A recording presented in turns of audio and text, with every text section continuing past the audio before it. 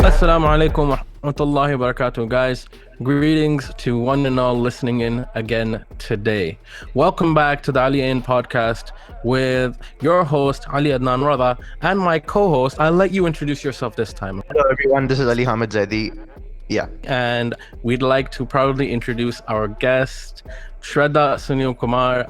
We used to be classmates back in school, and I'd like to say that she is like my younger sister and one of the most inspiring individuals who I've ever had the pleasure of coming into contact with and getting to know over the years. Please introduce yourself.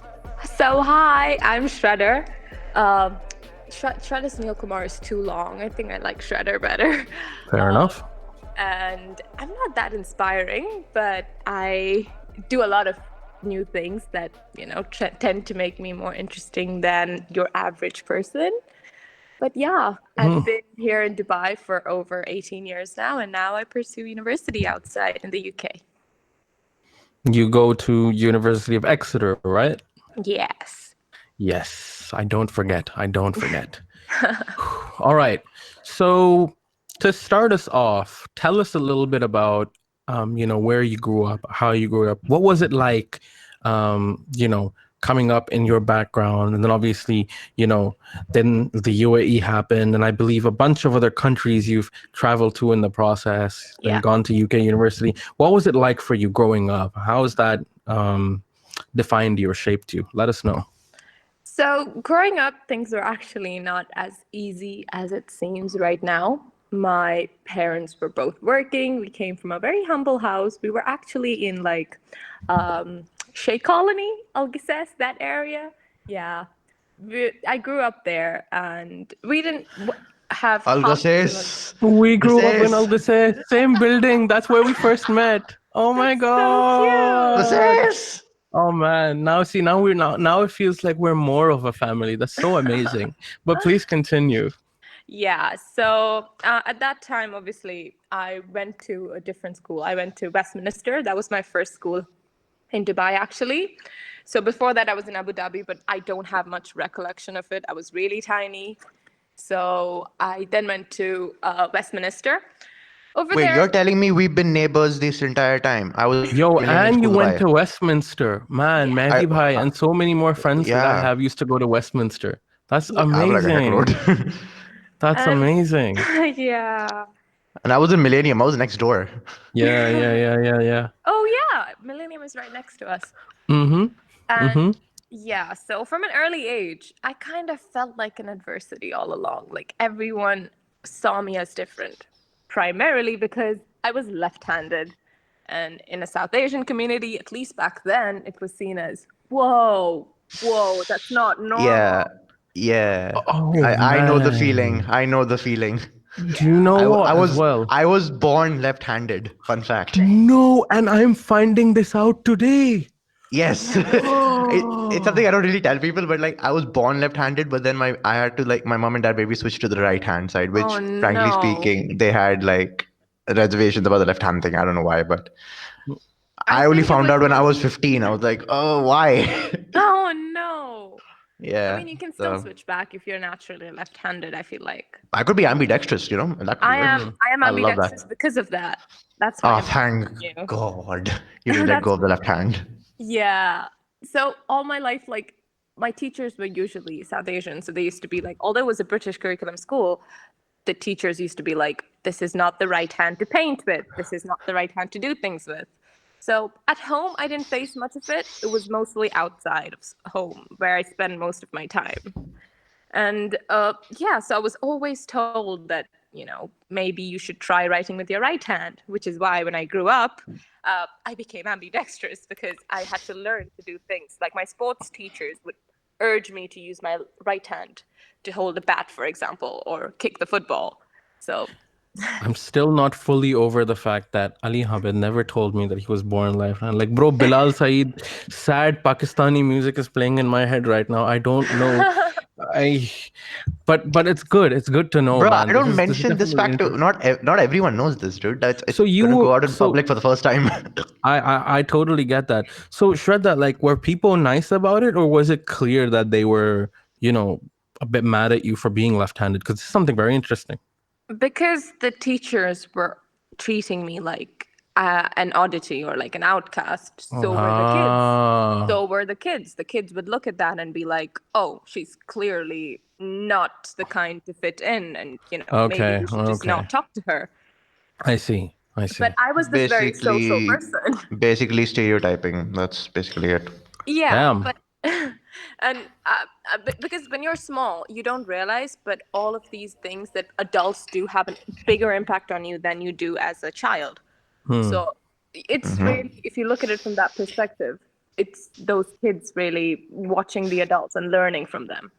Damn, damn. You know, I had a classmate in Uptown again, same school that I came to Wellington from. And apparently she was trained ambidextrous because she was born left-handed in a very traditional Irish community. And apparently, um, forgive me for getting this wrong, but in ancient times, people used to, how ancient, I'm not sure, people used to consider left-handed individuals to be devil spawn. And so she told us that she had to be trained to use her right hand for that reason. But then she naturalized back to her left hand when she came over to here, I believe. So Yeah. that is very interesting. But please try to continue. So as I grew up, my parents were like, "Oh," and they were very etched upon my accomplishments because I was obviously the older child.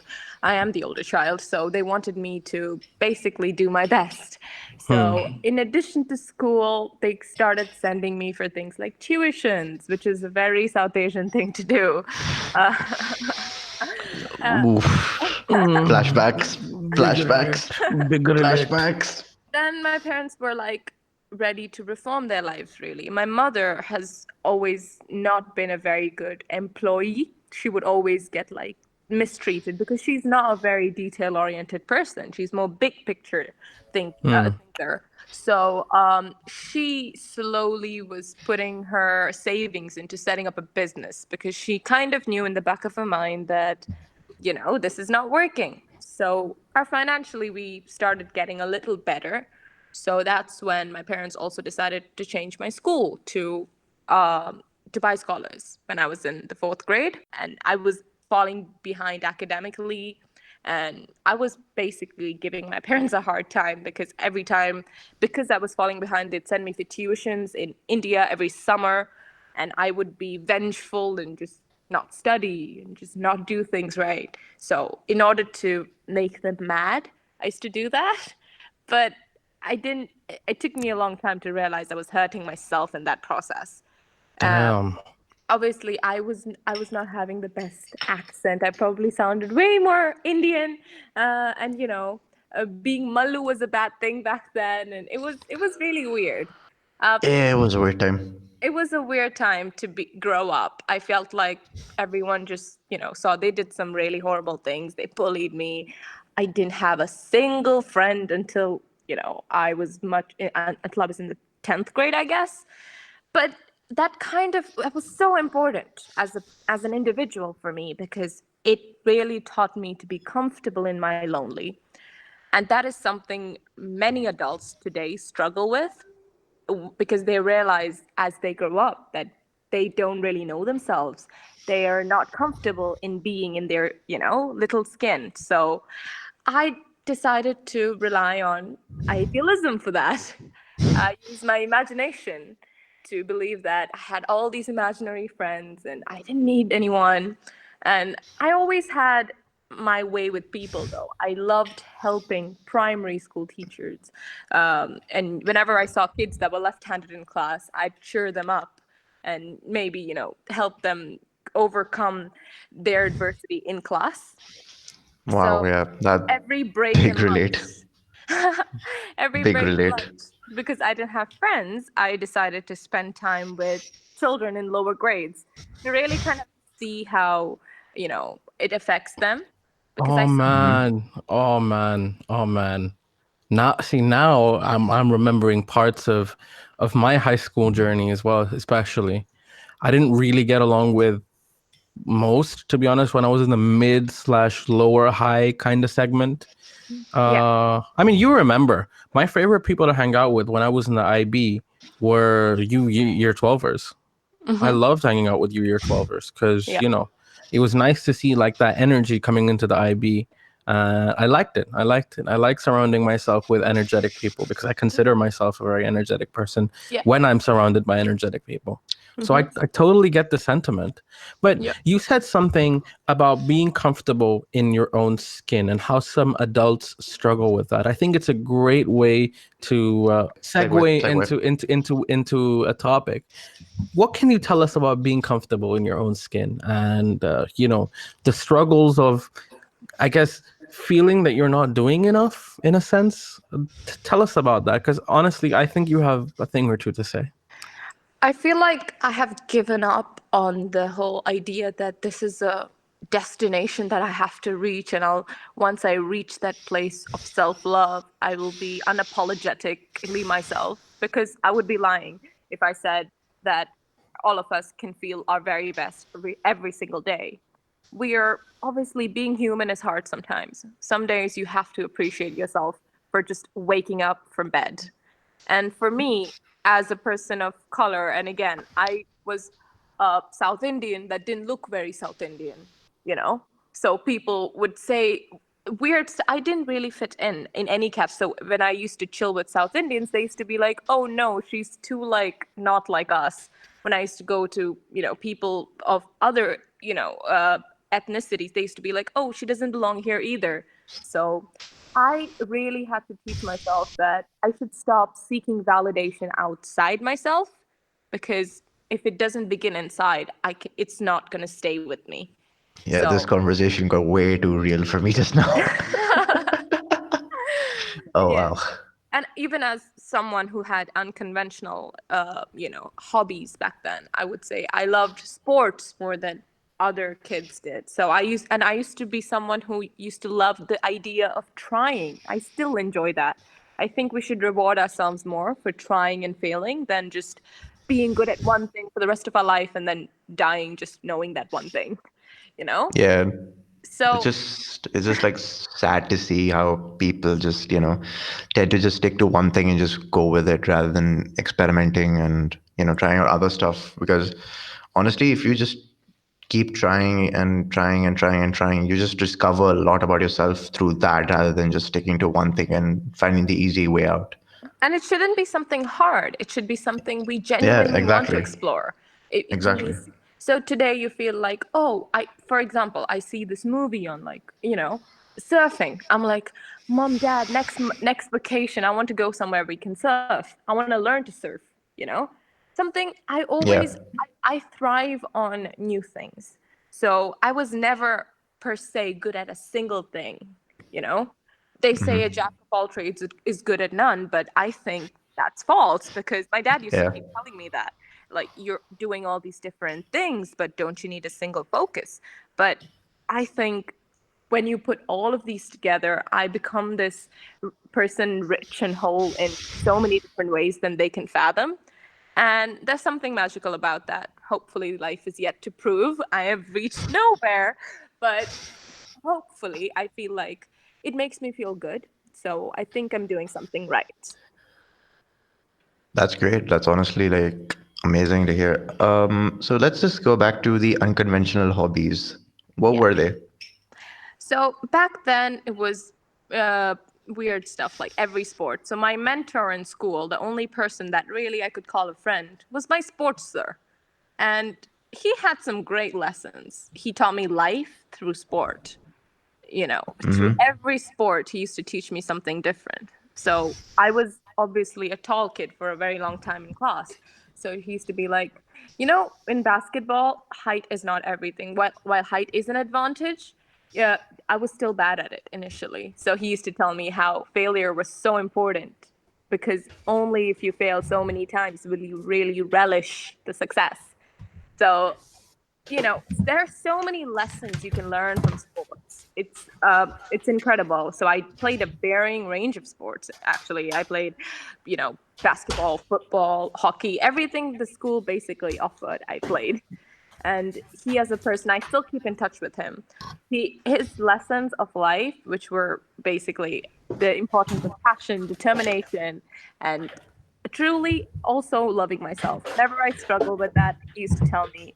And One thing I really love about, being here in the UAE after a while is that you see all these people around you and they've experienced this sort of discrimination at some point somewhere in their lives.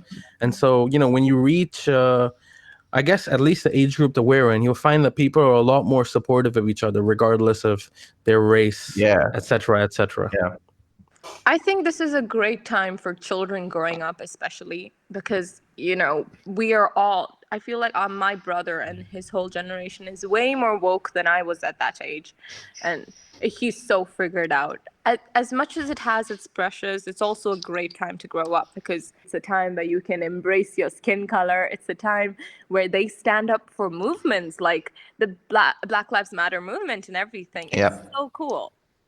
At their age, I could never imagine. An interesting thing happened once. I'll actually tell you guys. So I was on a school trip for some reason. I don't remember. This was in WSO, by the way. And Miss Jordan was with us in the bus.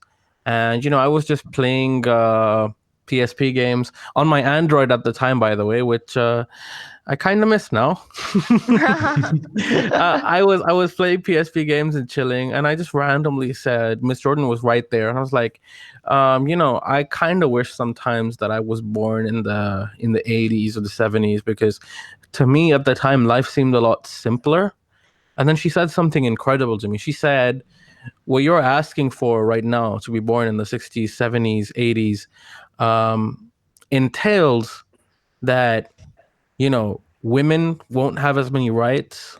People of color, people of different backgrounds will be looked down upon. There was hardly rights when it came to employment, when it came to living in certain parts of the world. So he said, that's what you're asking for. Now, whether that makes life more convenient for you is a separate discussion. But asking to go back to and live in that time, that's what you're asking for. And, I'm really grateful now, when I look at it from that lens, that the time we're living in is a lot better in terms of equality. And Exactly, yeah. it's incredible. Completely It's agree. incredible. So, yeah, go on. In terms of my parents as well, I feel like that's really embedded the whole idea of equality. It's such a big topic in our household, especially because my mother was setting up businesses at a time where women were not perceived to be the, higher breadwinner of the family, I would say. So my dad was very supportive at that time to help her set up her whole business and really believed in her vision when she was essentially a failure at other jobs. And even at home, I grew up with a younger brother, and we talk about things when it comes to equality and things so openly, which is so important, I feel like. And it has really added to his upbringing, seeing his own mother being treated equally, as equally as his dad, has really brought in that sense of, oh, that's how women are supposed to be treated. That's exactly. So when he sees women being mistreated, like when we go back home in India or something, he would really comment on that and be like, that's not right. It's incredible. It's incredible. That's not what I saw when I grew up. So I think they're so pioneering in that way because they were arranged marriage. But when they were married, they took this oath that we'd raise our kids equally, whatever gender they are, because we didn't know anything about, anything. When they met each other, they didn't know anything about each other. They didn't know anything about. My dad grew up in a house with 2 boys. He didn't know anything about women.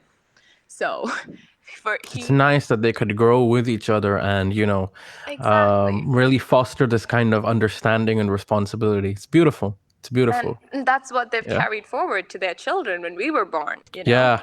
I remember you told me this. Your brother seems like a wonderful individual. Like whenever you were tired or going through a tough spot, he'd always offer to bring you your favorite sweets and whatnot. I remember we had this discussion. He seems like quite a gentleman. He's learned, and I'm so happy that he is one, because it's truly the way what he's seen at home. He's seen my parents. He's seen the way my dad talks to my mother, and I think that's so important. You know, we these are small things, but kids look up to these things, and when they grow up seeing equality at home, they will comment on it if it's not that way in the future. 100%. 100%. I feel like a child's sense of justice, more than anything, needs to be shaped by their parents and what they see around them. Because that's the thing with children that I've found. They don't think twice before, pointing out right and wrong or pointing out Yeah, what they want to point out. They have no pre-reservations when it comes to these kind of things, on a slightly, I would say, maybe a more spiritual side. I remember once in the Islamic school myself and Hamid used to go to, we were having a discussion about how, God really appreciates this about youth, yeah, that they have no preconceived notions when it comes to standing up for what's right. And they're yeah. not afraid to, take to the streets in protest of injustice. They're not afraid to speak to their own family members when they see something is unjust, etc., etc. These things are installed in children Exactly. from very young ages. And when you And I feel like see, go I on. feel like we lose it as we grow up. Mm-hmm, We forget these values. We forget these being unapologetically ourselves. And, mm-hmm, we forget how to ask questions. We forget how to behave. Like, because when we live vicariously as children and with imagination, we ask questions. We want to learn more. We become curious. We are open to knowledge, and we become more abundant in that sense when we are ready to accept these things, and as children, these value when we believe that when we mature, it's a more mature way to deal with it, as when we just ignore things, or we don't Mm-hmm. comment on it. But I think that's something we should rekindle as we grow up, because definitely. that's when we truly live life completely and fully. When some of my nearest and dearest have said to me that, oh, Ali, never lose your spark, your enthusiasm when you're growing up. As I grow up, I understand how important this is more and more, because that spark doesn't just constitute, youthful spunk or, energy. It also constitutes your values, your what you stand for, and how unapologetic you are when it comes to speaking out in the face of injustice. I mean, personally, for us as Muslims, speaking out in the face of injustice is obligatory, and not Yeah. doing so is considered a sin, in the Yeah. sense that if you see something unjust going on, at the very least you should at least feel that this is wrong in your Yeah. heart. If there's nothing else you can do, that is necessary. It's in stages. If you can step in, step in. If you can speak out about it, speak out about it. If you can tell someone to do something about it, tell them to do something about it. And at the Yeah. very least, feel that this is wrong and something should be done about it, at the very least. So justice is something that, it's incredible how your parents, and to not dismiss the credit, yourself indeed have Yeah. raised your brother to have. It's incredible, and I love to see it. I Speaking feel a little like bit more, go ahead. I feel like because my parents were not home as much, because my brother was born in the early stages of my mother setting up her business, her Mm, very first business. So mm, for at that time, she was putting a lot of energy and work into her business, really. And my brother was actually left with me and our maid, and I tried to take care of him in a way and probably inspire him. He keeps saying that. I don't think that's true, but. I keep saying that. Ali Hamid keeps saying that, but you don't think it's Yeah. true with us either. But continue. I think they're just being nice because they're younger. you know, It all comes from your sense of um, unapologeticness. I butchered that word, but it's how unapologetic you are.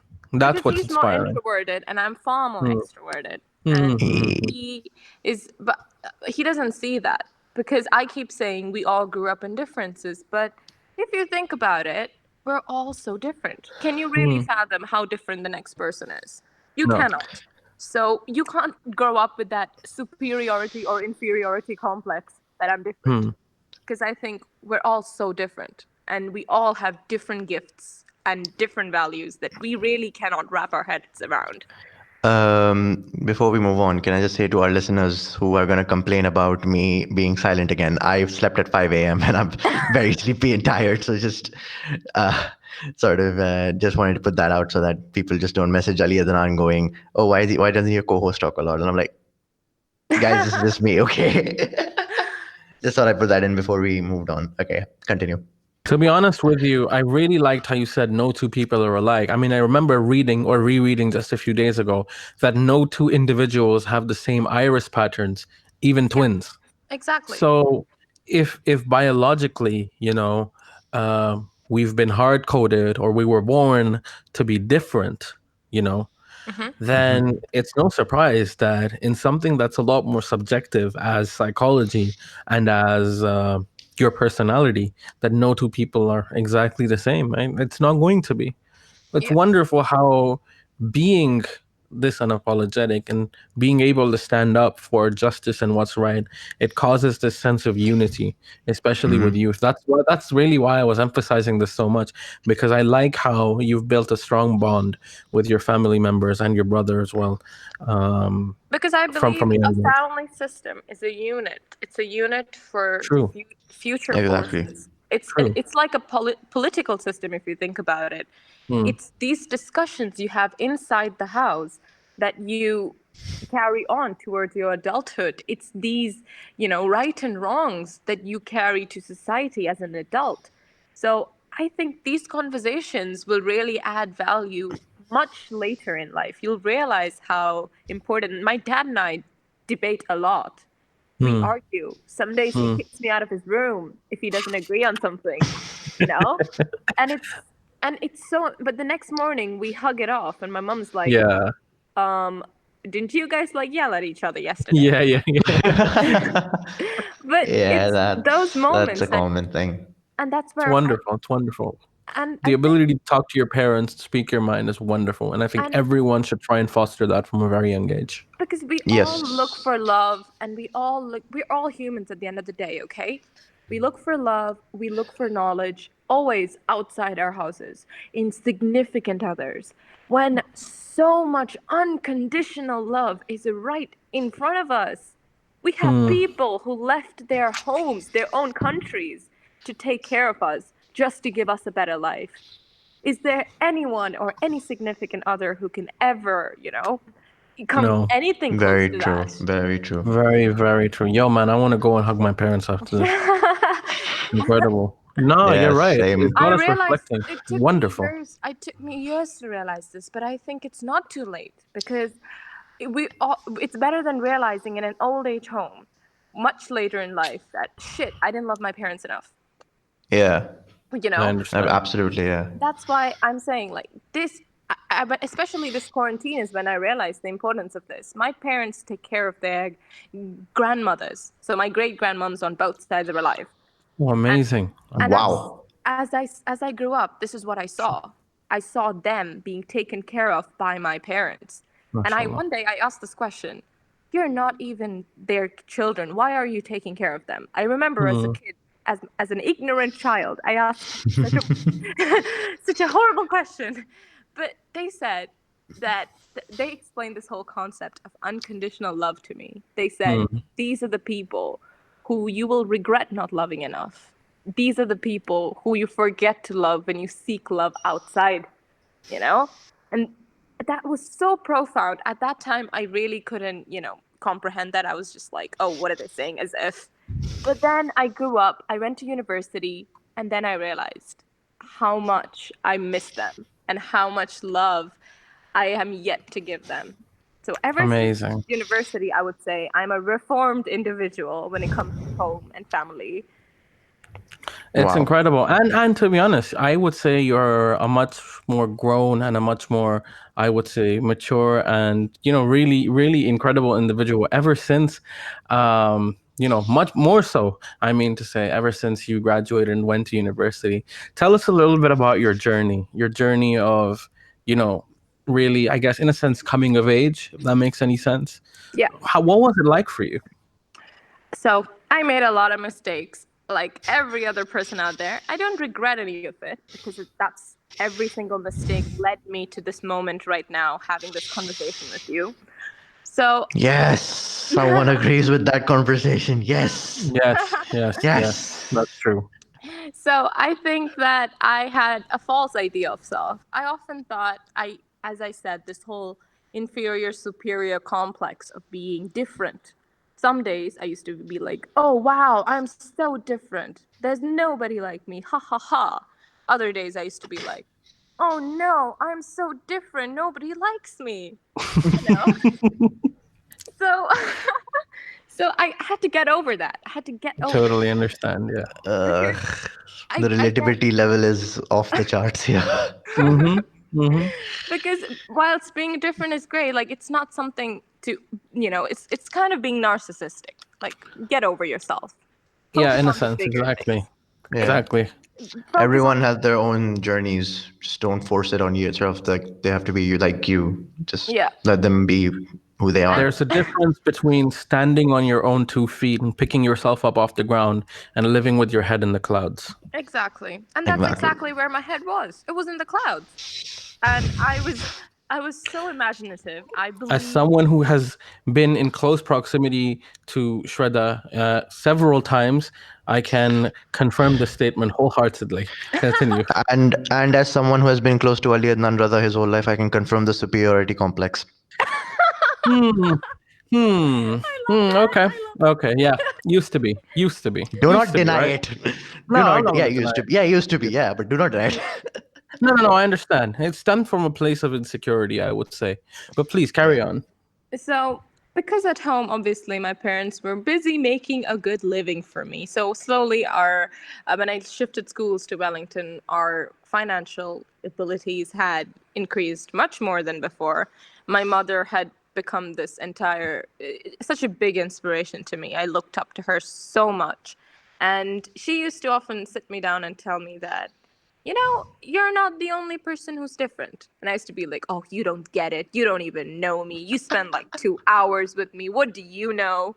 You know, and there were people always telling me like, seriously, Shredder, be more realistic, be more practical. And I used to just Hmm. be like, oh, what did these people know about me? They Yeah. don't. What do these people know about you? How you exactly? But I think I kind of that was that whole like it was probably a cognitive error in my head, because I grew up lonely. I thought, and I relied on my imagination so much that it became a part of my life. In Wellington, As you things said, every were one of your actions have led you to this point. So Exactly. maybe not a Yes. cognitive error, but I think it was a step in the way that was maybe necessary. Yeah. maybe and I relate to that on a personal level because my journey from the start to now has been like that. Like I used to regret every single mistake that's happened, and I would just like just think of them as very bad memories. But then today I just look back and I go, maybe they're supposed to happen in the first place, and Hmm. you become the person you are today because of them. You learn from them, and you keep learning, and you keep growing, and it's that's just so becomes really important. important. Yeah, it's really important. Like people need to realize this fact that your mistakes aren't mistakes. They're just steps to becoming a better you. And You know. regret and guilt is like the most wasted emotions. Like, allow True. yourself a few True. hours or maybe a day. But after that, it becomes this vicious cycle of like self berating, anxiety, and then you slowly step into this terrible point of, lacking self worth. Agree with you. Meanwhile, Ali Adnan Raza Bros, who have delivered a TED talk on the importance of making mistakes. Ah, yes, this pleases me. Okay, Yeah. you know what? For our audience, I have known Shraddha through her writing accounts. Because Mm. writer thing. Ali was the one who introduced Oh me yeah, to we his will her. definitely get into that. But Shraddha, Yeah. you were saying about your mom used to talk to you about how you're not the only one that's different. What happened then? And then I started making a friendship group for the first time in my life after I came to Wellington is when I had a Uh, proper friendship group. I had mm-hmm, I had a lot of people who wanted to be my friends. And I was mm-hmm. like, Are they crazy? Are they out of their head? Why do they want to be Mm-hmm. friends with me? You know? I totally get that. No, we talked about it a lot. I totally Uh, get that. No, I would always tell her that there's yeah. a lot of reasons to be friends with you. And I used to keep saying, oh no, I am ugly. I am, Nah. because I was told it. I was told it for the longest time in my previous school. There were people spitting in my water bottles and making me drink it. They did really terrible things. So, so for me as a child, all this so that impacted my self-worth tremendously. And I carried that on to my high school because that was, it was a seismic shift, I would say. Coming to Wellington really gave me wings to fly. It Mm-hmm. gave me a new perspective. There were teachers there to really help me grow in a different level. So because I love imagining so much, I sought refuge in literature and English. I had a teacher who loved me. I took subjects like theater because I still adore theater because of the amount of, imagination it creates room for. And Absolutely. I had teachers who really helped me soar and fostered my growth in that respect. So I carried this on to my emotional life as well, unfortunately. I carried my imaginative self and I lived my life as though I was this scorned lily. Once it goes too deep, when your imaginative side and your emotional side come together, it's gonna be very, very tough to Detach, really. detach from it. Yeah, exactly. And just trying to keep them separately for like a while, it's just trying to live those two lives separately. It's very, very tough to do. But once you get the hang Exactly. of it, it just And becomes a not lot everyone easier. and not everyone gets it because most people I encountered were realistic, practical. Even the people I was attracted to at that point was smart people, academic people who were very like rational, and Big truth. Big truth. I He was he would know. He would know. because I thought that's something I want to be. That's so inspiring. Maybe if I like date them, I'll learn from them. You know, that was my entire Mm. motive. It wasn't, oh, I need to like date them and fall in love. It was like, I want to, first of all, I want to get my heart broken, very important.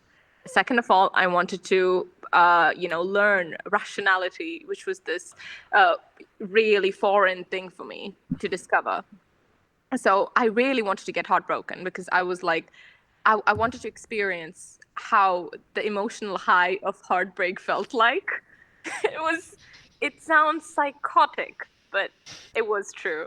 I wanted to really improve my emotional intelligence and really play with my emotions a little bit.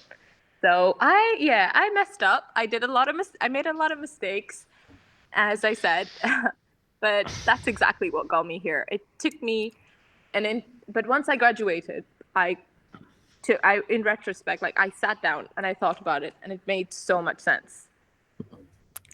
So you'd say that Wellington was maybe the biggest catalyst in really, taking you on a journey of, I guess, from what I understand from our conversations of recent, self-love and meditation and, self-development, both physically and mentally.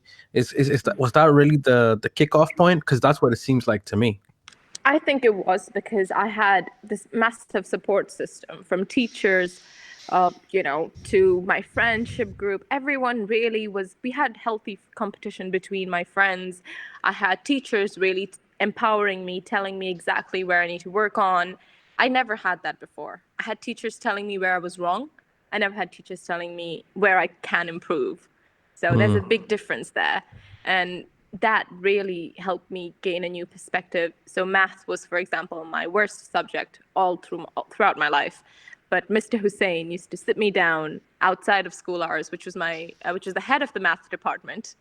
He used to sit me down and just really speak to me and spend time with me and help me do math. Small things like that just, helped me so much and gain so much confidence in myself. I remember doing a few sessions, even though I was a Pamoja student, which for the audience, Pamoja is this blended learning platform.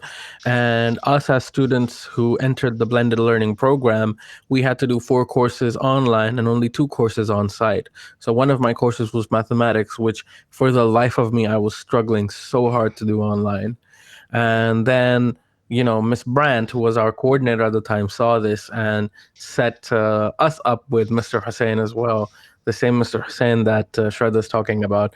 And that really changed a lot of things. Changed a lot of things, to be honest. So yeah, For it's anyone nice to see that requiring as well. expertise in blended learning services in quarantine, kindly contact Ali Adnan Raza because he's done it way before everyone. Oh no, I've been put on the spot here. No, no, no, no, no, no, no, no. Please, please. No, no, don't do that. Your Oh my professors will God. help you. Nervous sweating. That's so funny. Oh But I think man. really, even the blended learning thing, for example, I didn't even own a laptop before I came to Wellington. So again, it was a whole shift, It's a completely whole different. new world, even for me, to Yeah. be honest. Yeah. And I think 100% every single kid that's growing up, I keep telling them, go to Wellington, your life's gonna change, your life's gonna change. And my brother, he's doing so well there, and great. Awesome. And No, I'm I'm All glad you right, stand up for nice. it so much. My sister is over there as well right now. I'm glad that she stayed, to be honest, especially after talking to you. the opportunities that the school offers for I don't know, I'm not speaking of any other school. I mean, I went for interviews to a few schools because I wanted to really go to an IB school. That was after I graduated from year 11, I told my parents very seriously, I was like, I want to do theater. I want to take a course with theater. I can take a subject like theater and literature and English. I want to really kindle my creativity, and I don't just want to do something that's super studious. So I did my research and I found IB was Mm, well suited to my needs. mm. And that's when I made this whole PowerPoint. For the very first time in my life, I made a PowerPoint explaining which schools I want to go into, the fee structure, and why I want to go there. And you And, pitched it to your parents. and I presented it to my parents because Wow. they were very short in time, and I only had few hours with them every single day, so I I had to make the understand. most. I had to be efficient. And Mm, You made a presentation. yes, even before going to university, I did that.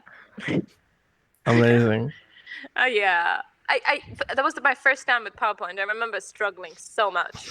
I Wow. like it. No, my father always encourages me as well to, to write things down, to present them in a manner that's easy to digest, etc., etc.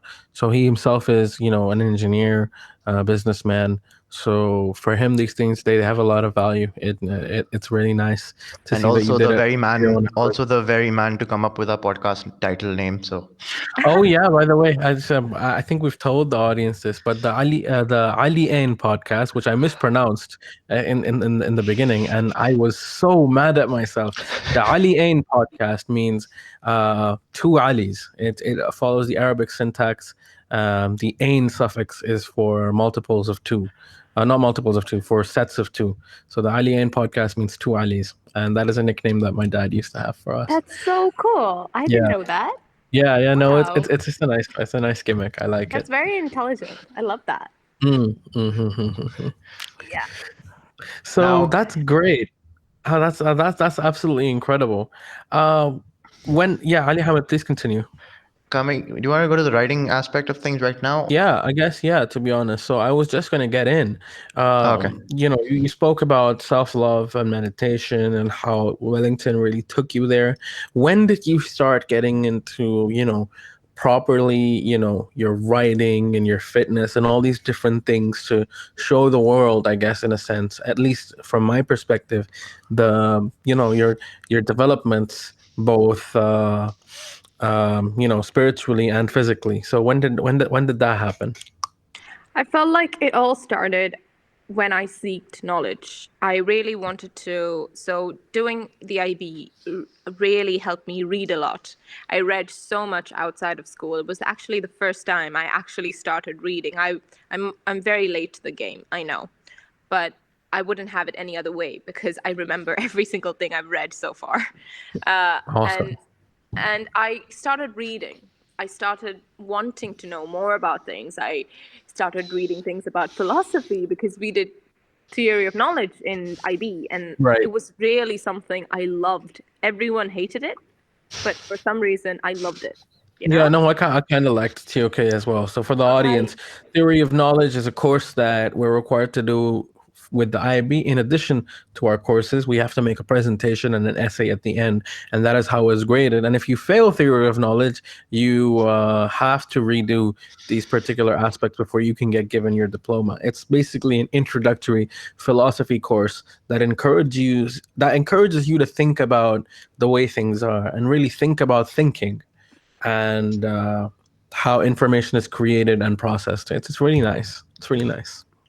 And that's exactly how I discovered things like Stoicism and law of attraction and all these different realms of philosophy and spirituality. At the same time, I was also very religious, but I didn't know anything about my religious scriptures. I read it, I recited it, I would pray, but I really didn't know much about it. So before I started reading anything else, I decided to sit down and read and understand my religion, really, because our religion, Hinduism, is like one of the oldest religions, and it's not very, and not many Hindus actually know much about Hinduism. It's because it's practiced very differently. Every Hindu practices Hinduism differently. My mom and I don't pray the same things. My dad and I don't, say the same things or recite the same things. So when I delved deep into understanding what our religion really stands for, and that helped me connect dots with a lot of rational things I've been reading. Mainly because I felt like most Hindus I met were not religious, didn't care about God, and and I was wondering why that was the case. Nobody imposed religion on me again at home. We don't really, we don't really impose religion on anybody. It's a very do it if you want to kind of thing. So, which is why most people ignore it. And It is very important. I agree, to understand what you're practicing, and it can be very inspiring when you look into it, when you study it. I like it's it. right in front of me, and I've been ignoring it my whole life.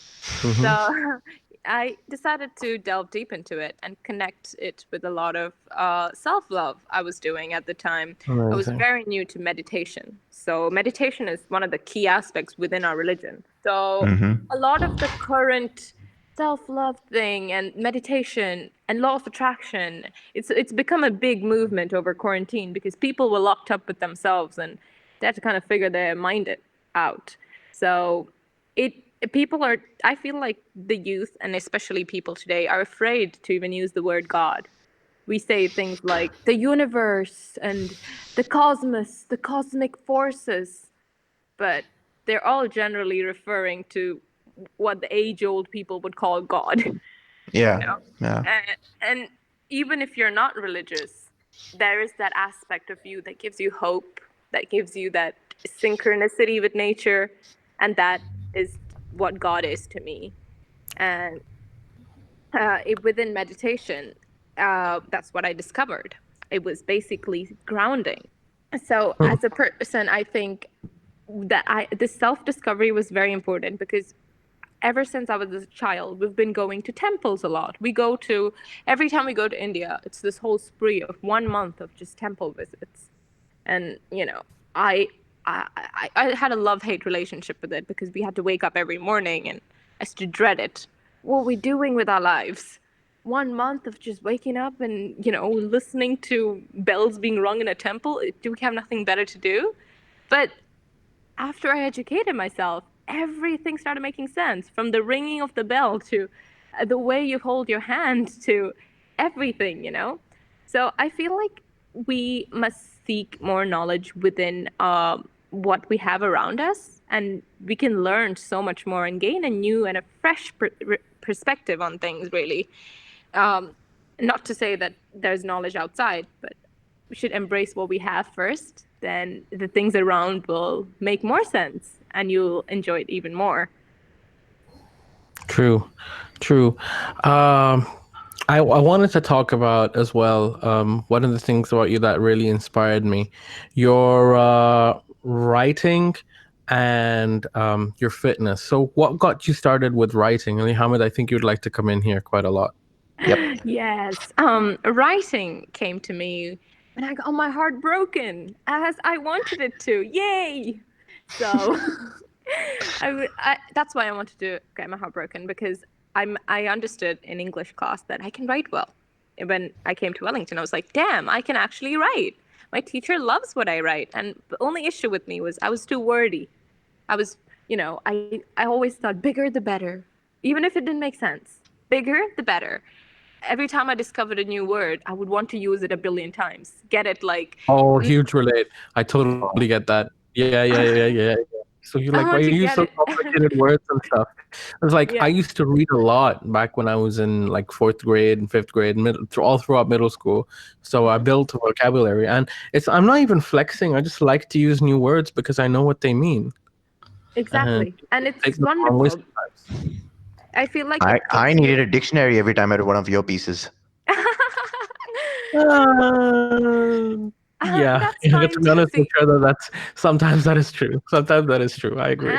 and see, maybe our poetry and our writings are not intended for everybody. Maybe different people connect with it, Who knows? Yeah. And every person probably gives it a new meaning. So ever since I started reading, I wanted to use all these big words that I've been reading, and it was like I'm waiting to use these. It's like getting a new paintbrushes, and I want to just use them all. It was a very exciting feeling, and it Yeah. also gave me Totally get it. a platform to use my imagination in a way that wasn't self-destructive. So I've always considered. Yeah. Continue.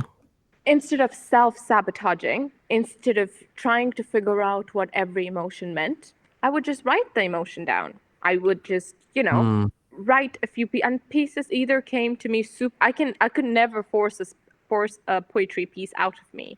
I could Hmm. only really write it really quick or not at all, I had to Hmm. really be in that mindset of ranting. My document is called Rant Outs. So I'd write letters to Damn. people. I'd write letters. I've written letters to almost everybody I was close to at that time. I've never Wow. shared it with anyone. I've even written you a letter, which I haven't shared with you. But What? Who? Me? yeah, Hey, yo, that's sick. It's fine. You don't got to share it, but that is sick. I feel honored. yeah, because before I started poetry, I wanted to just write letters. That was the first thing I did. Hmm. I wrote letters to everyone Hmm. I love, I cared about, I had in my life that impacted me in some way, shape, or form. And I used to read and I used to be like, wow, this is what this person means to me. Because if you ask me suddenly, what do I mean to you? I would not have an answer. But Right. when I read that, it would help me articulate my thoughts in a better pattern, I feel like. And Hmm. then as I got my heart broken, I was like, I purposefully got my heart broken. It I, was I not would even I a real would heartbreak. I would actually like do that for people too. Like I would write birthday poems. I still do. Hmm. Just Oh, kind of yes, fun to you do. Yeah, do. You I write still me do birthday. that. That's I wrote one. I wrote both of you once. So don't like. yes. Yeah, no. You have. I remember Yeah. we collaborated on one once. Yes, and Oh, that's yep. wonderful. Yeah, no, it was fun. It was fun. That's really how I started out as well with my writing. Like, never mind, ninth and 10th grade where I first discovered that I could, write poetically. But then when I came to Wellington, the first thing I did with my writing ability was write pieces and poems for, people in on their birthdays, and in no particular order of importance. If I was feeling it, I would write them. If I wasn't, I would write to them. I wouldn't write a piece, and it was incredible. I used to love doing that. It was fun to write for someone else and to see the smile on their faces. Yeah. It's That very that nice. that feeling. That's just it's Yeah. just undescribable. I guess. It's nice to see though your writing journey, how it started from letters and cognition of the fact that you could write, and then as you said, you got your heart broken and it became a I lot don't think more that was real poetic. heartbreak, though. I felt like that was, that was not even real heartbreak. It was just I wanted to believe it, and I wanted to imagine that I'm this. Uh, Well, I think it was a transformative experience for you and it I made you a wanted, better I person. wanted a tragical romance in my life, like all the stories I've read, That and that Nice. that's a first. Someone actually wanting That's that. interesting. That's interesting. Because I think every time after a tragical romance, the either one of them die or it's just sad. So I wanted to be this survivor. A princess in resurrection used to be my Nice. the longest caption every I single remember. place. Yeah, I yeah, yeah. saw myself this princess who resurrected because Oh, damn. I had Damn. overcome this Damn. tragical romance, you know? And Ah, it's yeah, nice. It's Uh, nice. this whole Yeah, superiority complex playing there. I totally get it, man. Tell us a little bit, because this is something that I'm really interested in. Tell us a little bit about when you started getting into fitness and health, and when you really yeah. started knuckling down on diet and exercise, because that's really inspirational about you. I love that. What was that for you? How did that journey start for you? So I've always had a lot of energy. I've always worked out. But I didn't really put my energy over there. I just thought maybe, it's just a recreational thing. But Hmm. after I went to university, it started as a very unhealthy thing. I used it as a coping mechanism for every time I missed my parents. I felt sad. I felt low. I'd just run to the treadmill and just, run like a mad woman. Man, that's incredible. Do you know who else did that? Ali Hamid, I don't. Do you know who else did that? What? Eminem used to do that. Eminem Oh used to do that. yeah. Eminem has Really? always said, yes, Eminem has always said that working out was and still is his number one emotional and physical outlet. He said that he would run for hours and hours and hours whenever he would get an urge to, for example, relapse into his old habits, or whenever he'd feel emotionally, crushed or anything like that. He would just run and work out and run, run, run. He said, I would run miles in a day until I was feeling better. So, Exactly. People in yeah. the gym stare at me like I'm a psychopath. Some days I'm on like 12 kilometers per hour, and people are just, yeah, people are Damn. Yeah. bewildered Wow. by what is this? Amazing. Amazing. Yeah, And I've hit the 13-kilometer mark once, so Oh, yeah, damn. I know exactly. Yeah, I I, know I, how I that remember doing feels. that a couple times on the treadmill. Do not recommend for more than 30 seconds. Why am I so unfit? Nah, you inspire me to get fitter every day, man. And I'm sure that you know about myself, how, I've been trying really hard to, and you're doing reach the so heights in that great. I am department. Thank so you. immensely proud of you. Like, I've seen you doing things ever since you've left Wellington. I've seen you even then doing runs and things like that and Oh yeah, documenting it. yeah. I've always seen it, and I always thought that was so cool. And you started fitness actually much before I did. So, I'm not gonna Consistent. lie, Ali Adnan from 5 years ago looks really different right now.